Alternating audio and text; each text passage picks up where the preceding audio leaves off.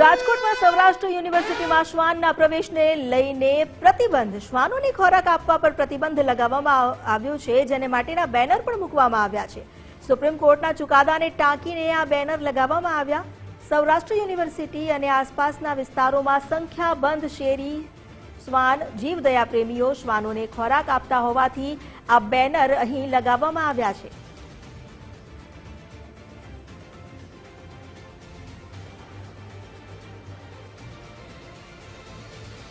વધુ જાણકારી આપી રહ્યા છે સંવાદદાતા ગૌતમ ભેડા. ગૌતમ, હવે યુનિવર્સિટીમાં જે શ્વાનોને જે ખવડાવવામાં આવે છે તેના પર પ્રતિબંધ મૂકતા બેનર લગાવવામાં આવ્યા છે. બેનરમાં શું લખવામાં આવ્યું છે, શું વધુ વિગતો મળી છે આ મામલે?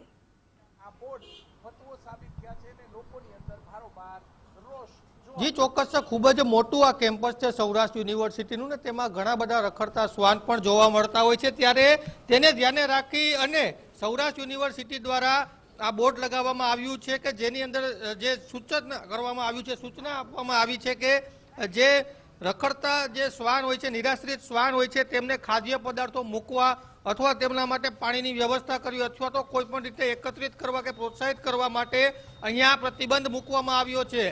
જે સર્વોચ્ચ અદાલત દ્વારા જે 22/8/2025 રોજ જે ચુકાદો કરવામાં આવ્યો છે તેના અંતર્ગત સૌરાષ્ટ્ર યુનિવર્સિટી દ્વારા આ જાહેર જનતા જોગ જે હુકમ છે, નોટિસ છે તે લગાડવામાં આવી છે.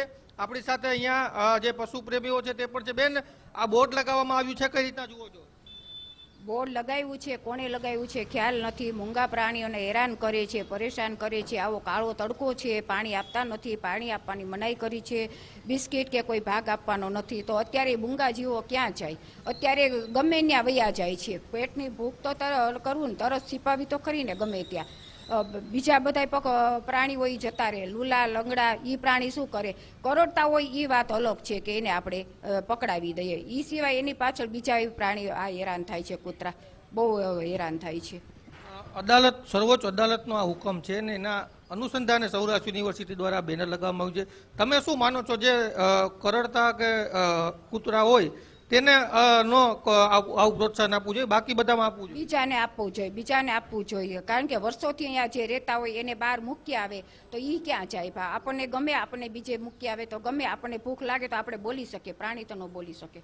આના માટે વિશેષ કઈ વ્યવસ્થા હોવી જોઈએ, શું માનો છો? તો અહીંયાથી દૂર ભલે ને, અહીંયા ગેટમાં નહીં, ગેટની બહાર ભલે ને આપે. બહાર આપવાની તો છૂટ હોવી જોઈએ ને. એમ ક્યાંય નહીં, કૂતરાને પકડી જ જવાના એવું કહે છે બધા. ચોક્કસ, જે આપણી હિન્દુ સનાતન સંસ્કૃતિ છે તેમાં પણ શ્વાનનું વિશેષ મહત્વ છે. અને અહીંયા જે સૌરાષ્ટ્ર યુનિવર્સિટી ખાતે જ્યાં આ નોટિસ લગાડવામાં આવી છે ત્યાંથી થોડા મીટર દૂર જ આ રીતના શ્વાન છે તે રહેતા હોય એવું પણ સામે આવ્યું છે. એટલે કે સૌરાષ્ટ્ર યુનિવર્સિટીની અંદર જ આ પ્રકારે શ્વાનને રહેવા માટેની વ્યવસ્થા પણ કરી દેવામાં આવી છે. તડકાની અંદર ગરમી ન લાગે, તડકો ન લાગે એના માટે પણ શ્વાન માટે આ પ્રકારની વ્યવસ્થા છે તે કરવામાં આવી છે. બીજી બાજુ જે આ શ્વાન છે તેમને આ પ્રકારે કોઈ ખવડાવવા પીવડાવવામાં ન આવે તેને લઈને પણ નોટિસ છે તે લગાવવામાં આવી છે. એક તરફ જે સર્વોચ્ચ અદાલત છે તેમના દ્વારા આ હુકમ કરવામાં આવ્યો છે, બીજી બાજુ જે જીવદયા પ્રેમી લોકો છે તેમના દ્વારા આ નિર્ણયનો થોડો વિરોધ પણ કરવામાં આવી રહ્યો છે. જી આભાર આપનો જાણકારી આપવા માટે.